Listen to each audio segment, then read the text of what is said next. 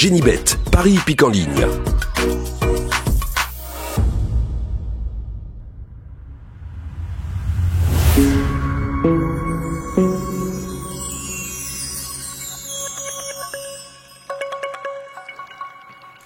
Bonjour à tous, j'ai pris des risques ce jeudi et bien m'en a pris puisque je n'avais pas mis Eddie Darling. J'ai coché la liste officielle de la presse spécialisée qui est publiée dans le grand journal des courses surnommé la Bible Paris Turf. Tous citaient Eddie Darling et moi je ne le mettais pas. J'expliquais aux abonnés des pronos du cœur pourquoi je ne le mettais pas. Il y avait des raisons très précises que je leur ai données. Comme je n'avais pas mis, je leur indique tous les jours les favoris fragiles de la presse.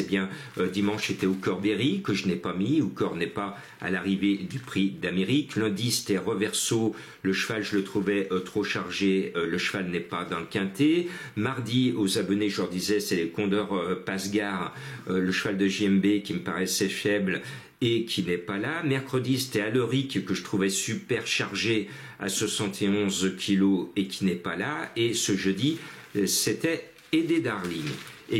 Voilà, donc j'enlève des favoris, encore un ce soir, qui ne sera pas dans ma sélection, pourvu que cela dure, comme disait la maman de Napoléon avec son accent corse. Bon, on va au petit trot. Alors attention, je le dis, depuis 4 ans, les vendredis, ce que j'appelle les Black Friday, il y a toujours de grosses cotes les vendredis. Donc sur la pointe des sabots. Bon, il y a un gros favori encore. Le 1, Diabel, l'une des 2 cartouches Bondo. Normalement, Eric Raffin va mettre dans le 1000. Je lui oppose le 9, Picture Perfect, parce que, alors c'est rare, Madame Corti, on la voit jamais dans les quintets.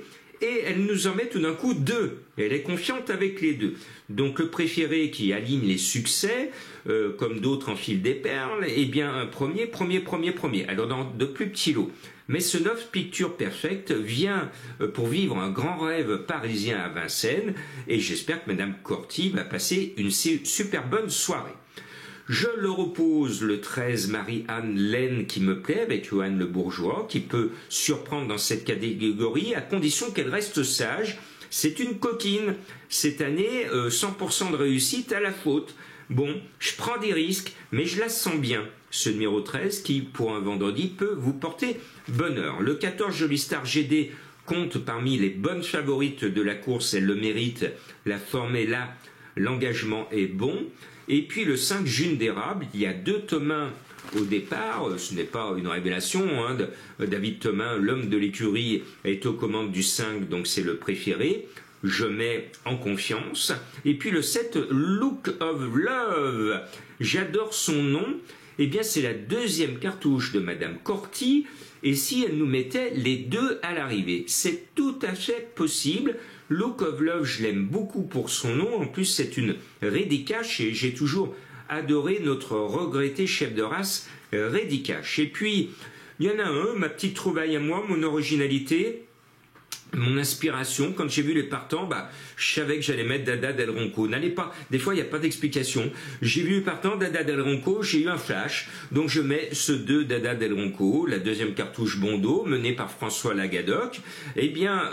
Allons-y pour ce numéro 2. Voilà, je me lâche. Des fois, je sors de ma propre logique pour vous sortir et vous repêcher un cheval.